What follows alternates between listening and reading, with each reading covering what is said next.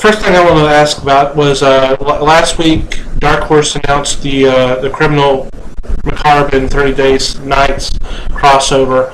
I was just curious about why now. Was there a certain point you said now would be a good time to do that? Well, there was. It did work out story-wise really well, but and that honestly was the main motivation for it. I've been doing both of these. Well, I've been doing 30 Days a Night for about 10 years now, and Criminal Macabre, or the character Cal McDonald, I've been doing for over 25 years, and both have been heading.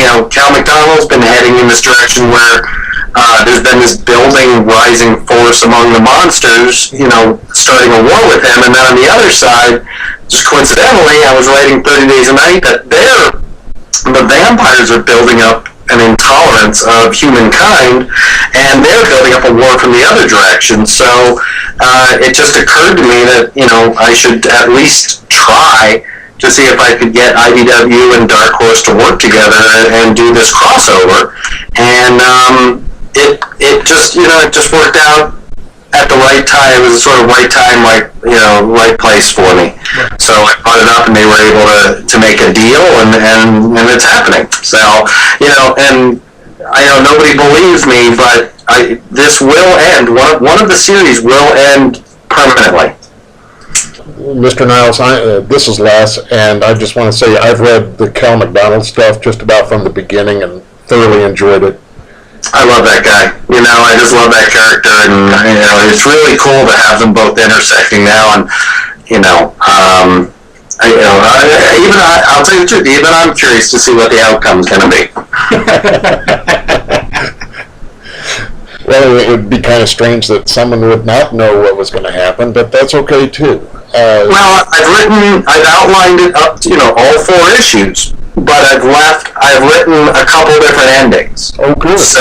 So I am. I mean, there will be a point of no return, of course, but I'm putting that off for right now because I kind of want to write it with an open mind.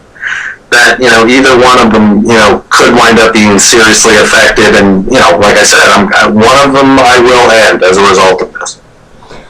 But you're not going to do a vote for Robin if he lives or dies, huh? Oh God, no. It never works out. Yeah, no, I really want it to, I want it to reflect, how, I want it to be honest to the story. So, right now, to tell you the truth, Cal McDonald's up against a lot. So it's going to be really interesting to see, how he gets out of this. Well, I'll tell you, I'm voting for Cal myself. I think that it was a phenomenal character and been able to carry this long and give good, solid stories. I commend you. Oh, thanks so much. It's just, there's so many, I don't even know what you call them, supernatural detectives these days. I'm always afraid he gets lost in the shuffle. But, I've always loved the character, and, I would definitely hate to see him go. But we'll see what happens. He's had a good 25 years, so, we'll just have to see where the series winds up. Is there an opportunity for novelizations? I know you've done some novels.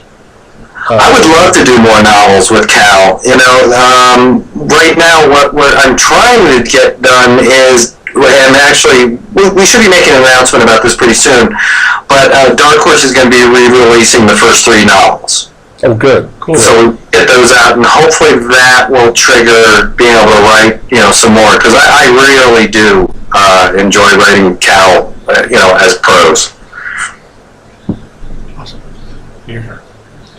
Well, I was curious. I know that you're doing Frankenstein Alive with Bernie Wrightson, and this is your 3rd collaboration with him, correct? Actually, we've done City of Others, Dead She Said, The Ghoul, Doc Macabre, and now Frankenstein Alive. Okay. So we actually have 4, and this is actually our 5th. And you obviously enjoy working with him. Oh, it's a dream come true. This is somebody, he was my hero before he was my friend, and, we're friends and working together, and it's just, like I said, it's just a dream. And as you can imagine, being able to write and create something and seeing an artist, actually bring it to life is one thing. When that artist is Bernie Wrightson, it's, I've been a fan, I feel like I've been a fan of his my whole life. So now to actually grow up and become his writing partner is just unbelievable. And I don't know if you've seen the Frankenstein stuff, but he's taken his art to a new level.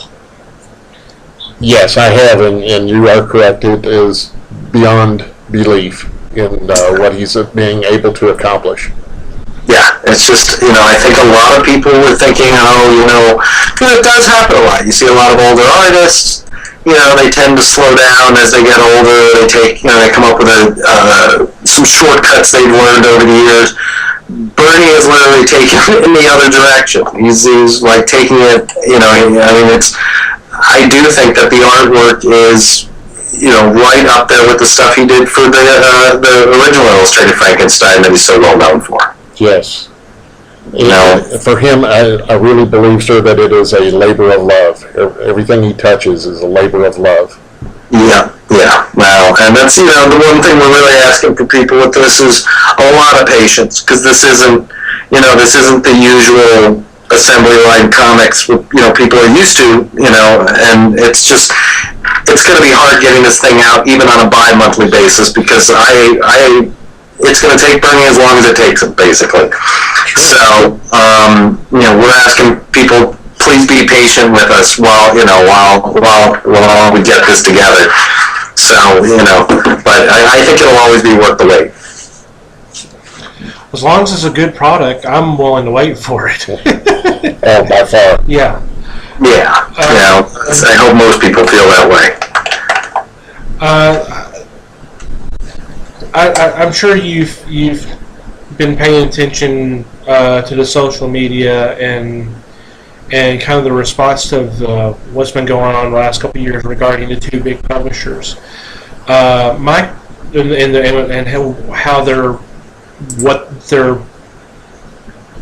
What they're doing nowadays.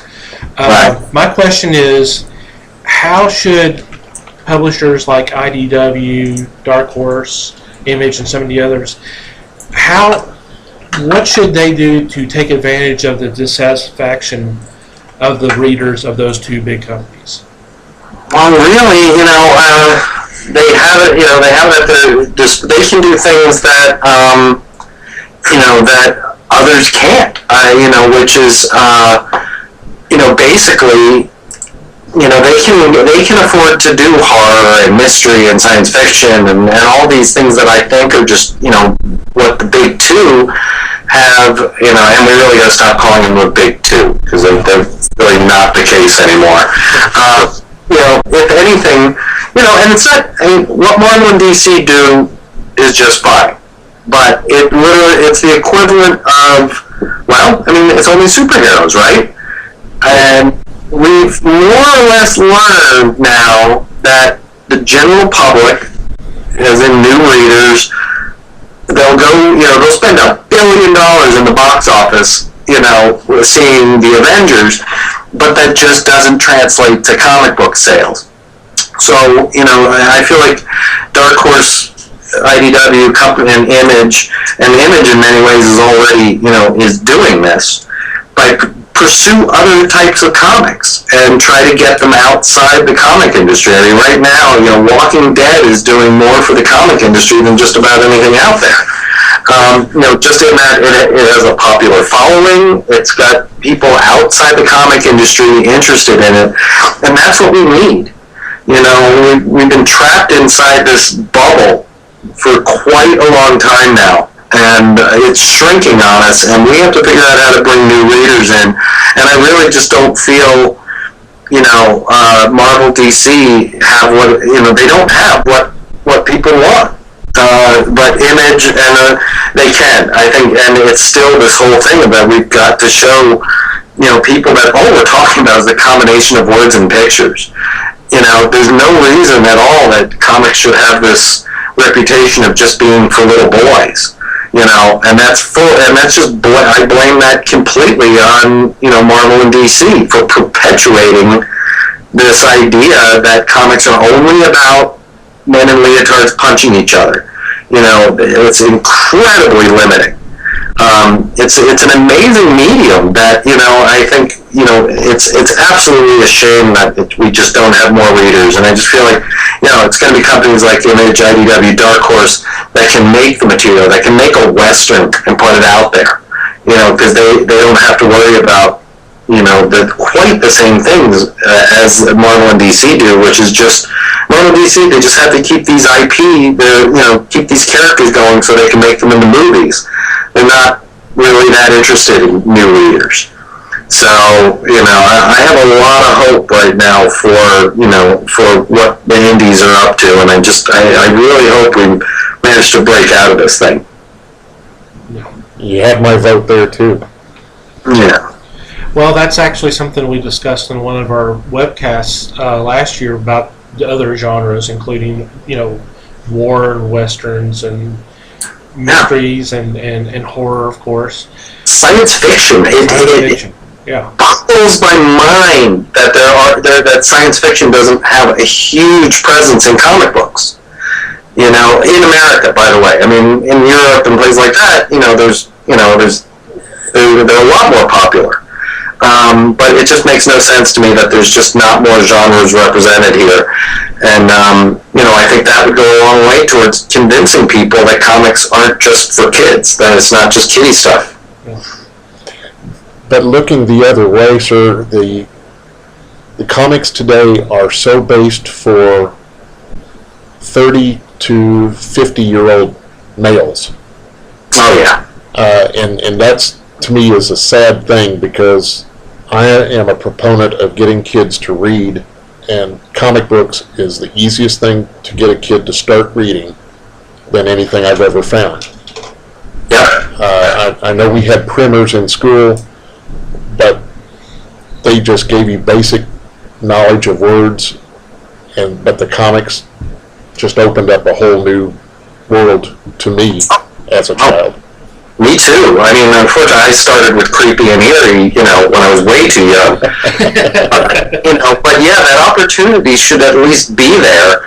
And yeah, I mean, you're absolutely right. I mean, to tell you the truth, I've almost completely given up on Marvel and DC. I mean, there's not much over there every day anymore because I'm not even interested in what they do anymore.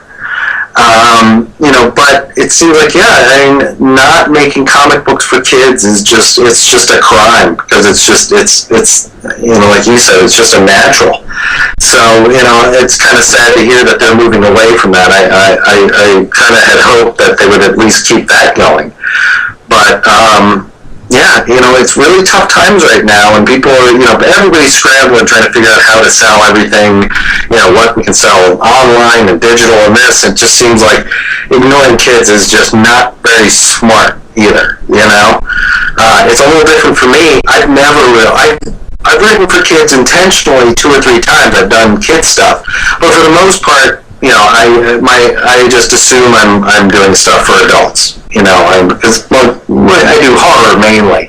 Mm-hmm. So, but yeah, I mean, that's if that's if Marvel and DC are just focusing on 30-year-old males, then they are missing out on a huge marketplace, and that's would explain too why we've lost so many of the video games.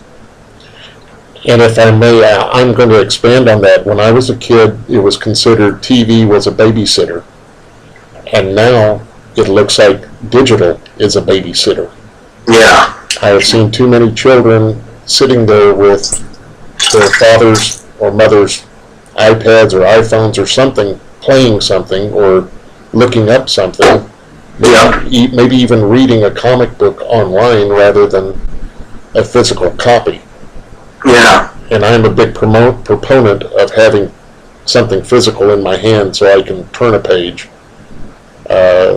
Me too. I mean, just, for the size alone. I download some comics occasionally, to check them out, because I don't have any shops near me, but that's just a convenience thing. In general, there's nothing better than actually holding a book in my hands, and reading it. That goes for comics and novels and everything. Yes. I have a question for you. Since you did Frankenstein, have you thought about doing any of the other Universal monsters? I have actually, just say with Frankenstein, what we're really doing is that's a sequel. That's a direct sequel to the Mary Shelley novel. Yes. So we're not really doing much in the way of anything to do with, because the Universal Frankenstein is very particular, the Boris Karloff one. But for a long time, Dark Horse had the Universal license, and I would love to do the Wolfman. I'd love to do something with the Creature. I mean, it'd be really great, but you have to work with Universal, on those. So I as an individual, I don't have the money to do that. But if somebody ever did have the license, like I said, especially the Creature, I would just love it, absolutely love it.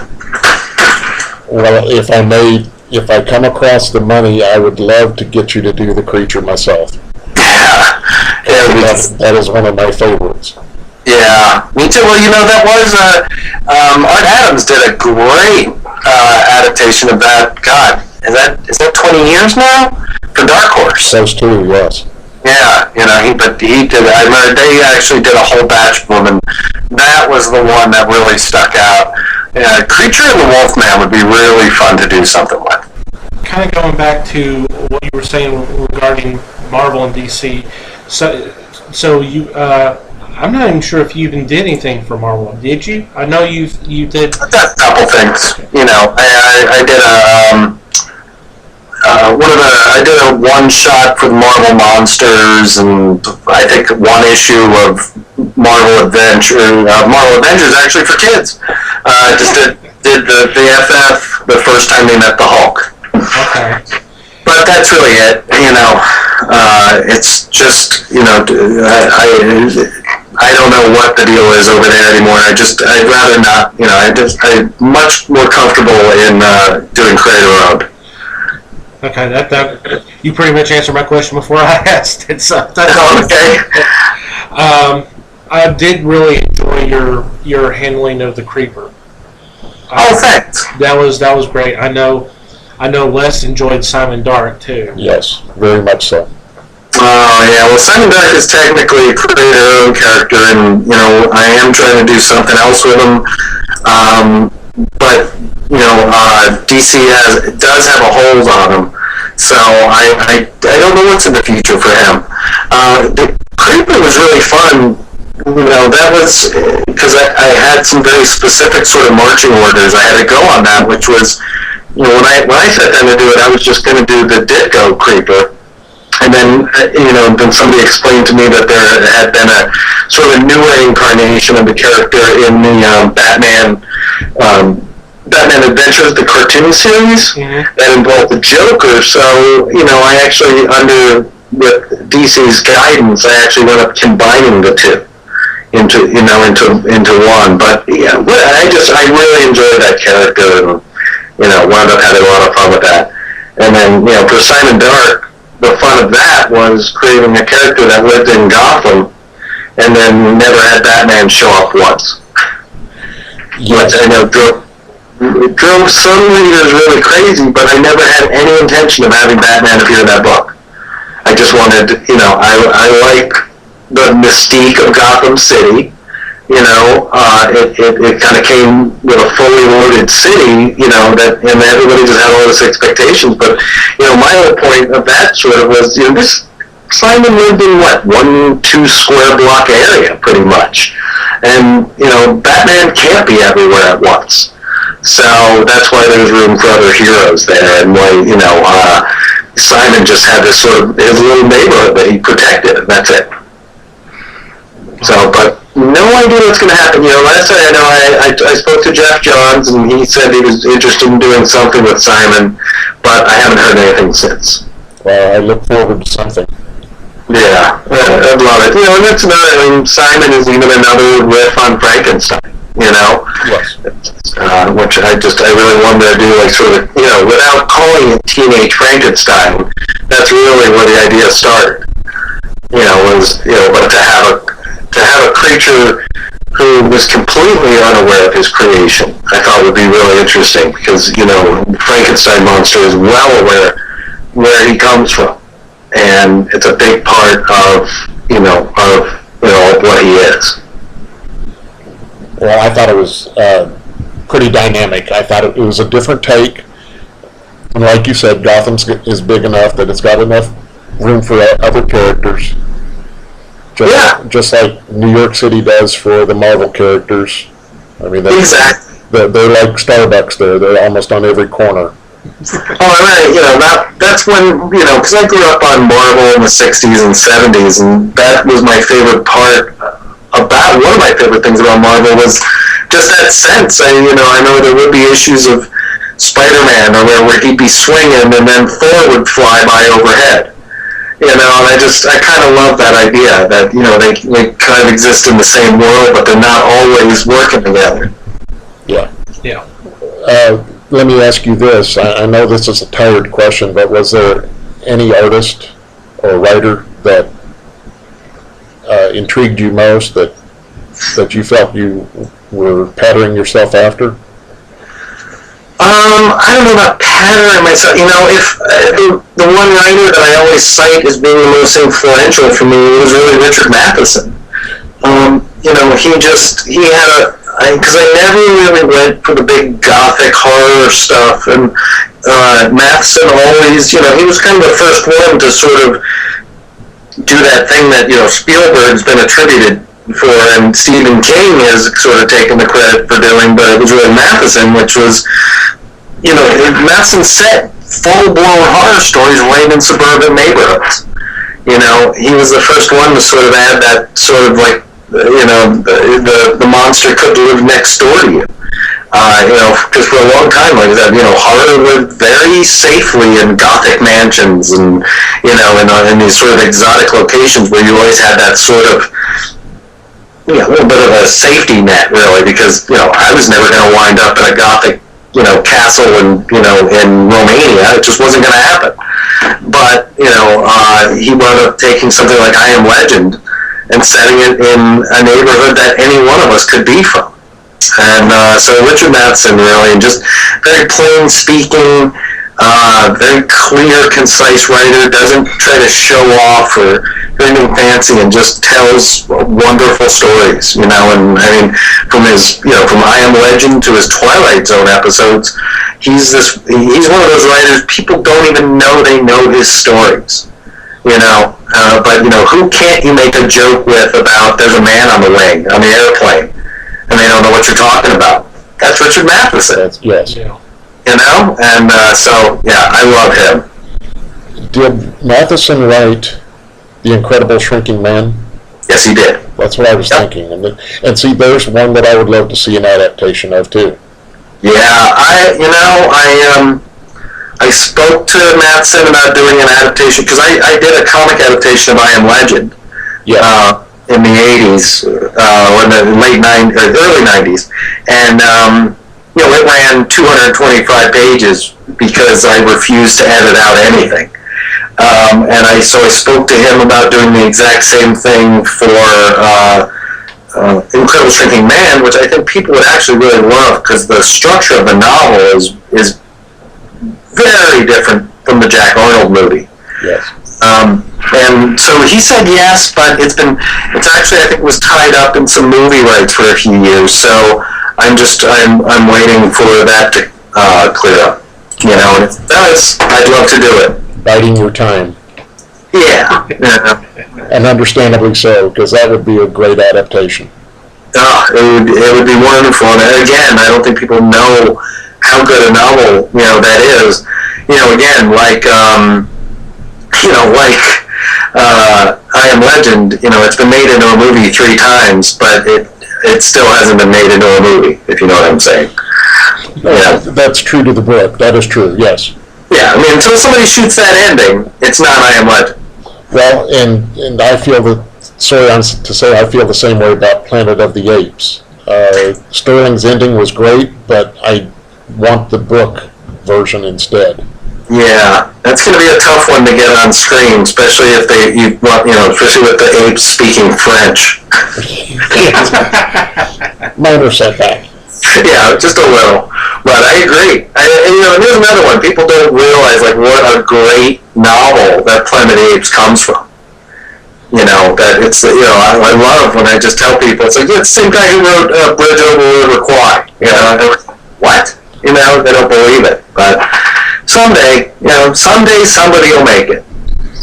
And looking at Bridge Over the River Kwai, I'm going to just say that I enjoyed that one too. That was a beautiful book itself.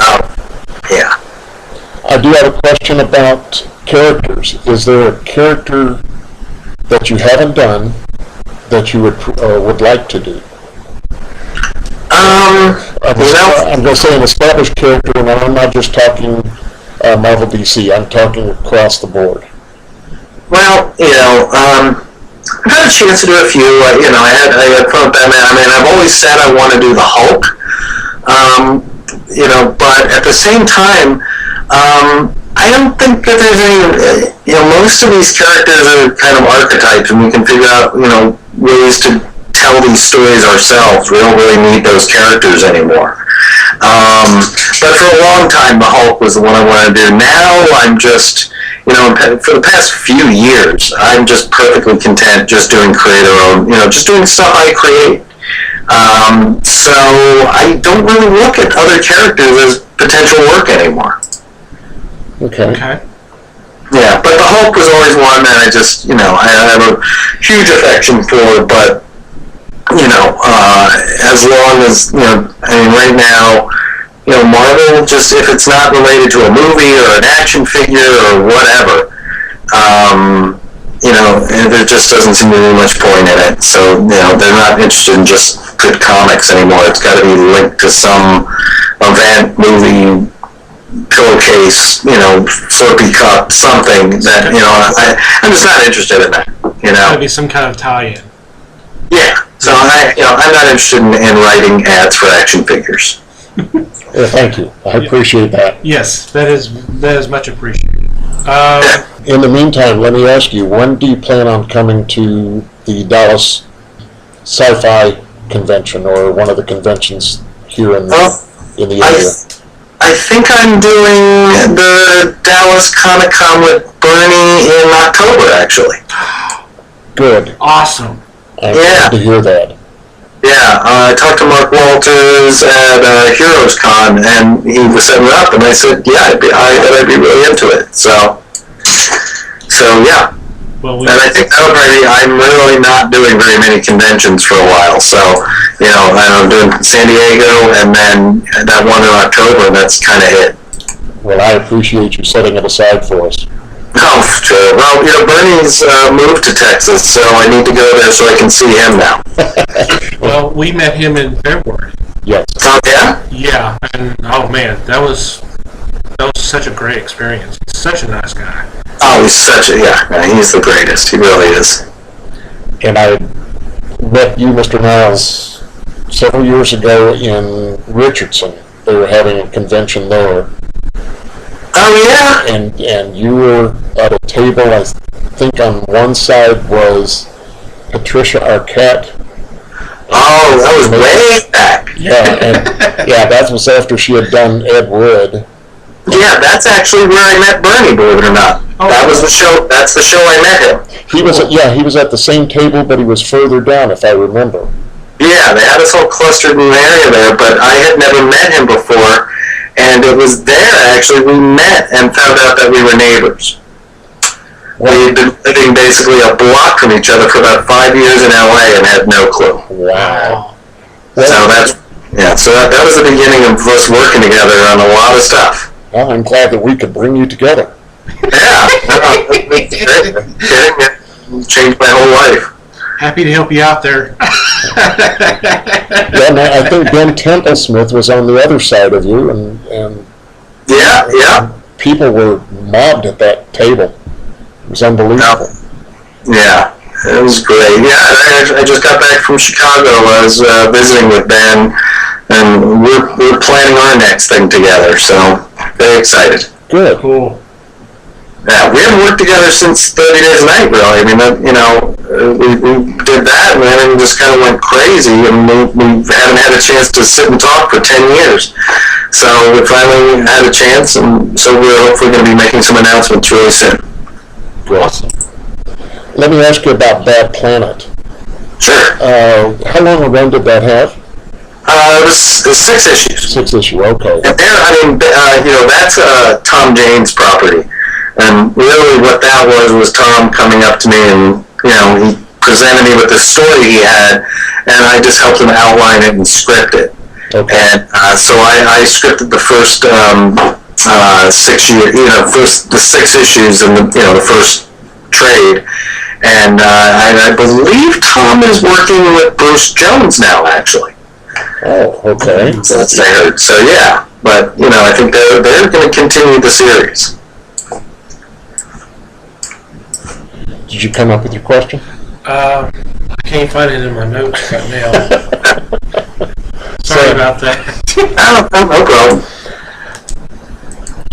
Is it Alistair or Alistair? Alistair. Okay. Alistair. I'd heard people giving the second version, and I went, that doesn't sound right. But what about the continuation there? None planned. Right now, it's been so long since I worked on that. That was just a sort of a standalone thing. I would just, as of right now, it's just staying like that. Okay, just almost a 3 or 4 issue one shot type situation. Yes. Exactly. Okay. And I'm sorry to say I did not find this anywhere, but Night of the Living Dead London. Oh wow, yeah, that was, God, when was that from? That was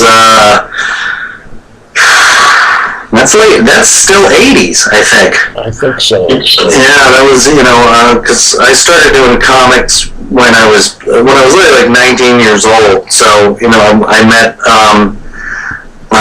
met Clive Barker, and I had actually done a bunch of stuff where I adapted some of his books of blood, and then the time that was Tom Scullen, who owned Fantico, had the license for Night of the Living Dead, and he asked Clive and I to do that project. Okay. So yeah, so that's a blessing. I haven't even seen one of those in years. That was very fun. That was another one. I just sat with Clive, and he told me what he wanted me to do. No, very fun. I think I've got to track that one down. For sure. Yeah, I remember it being pretty bizarre. I mean, this is what, again, over 20 years, almost 20 years ago. So, before, zombies had hit this kind of popularity. True. But I saw the original in the movie theater, prior to it being a midnight movie type deal, and it scared the bejesus out of me. Yeah. But I was a mere child in my 20s, I think.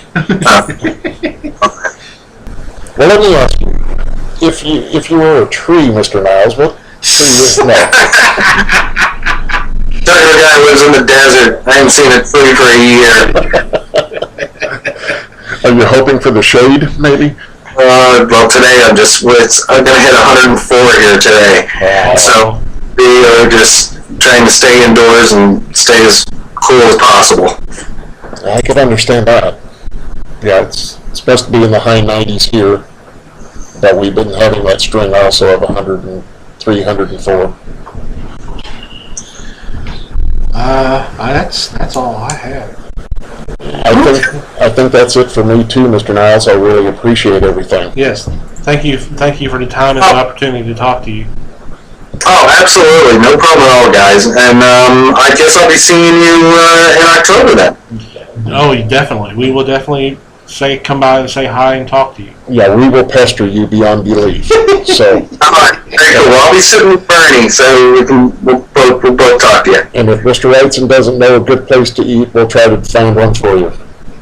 All right. Well, you guys have a great day. And, Sure. there's my next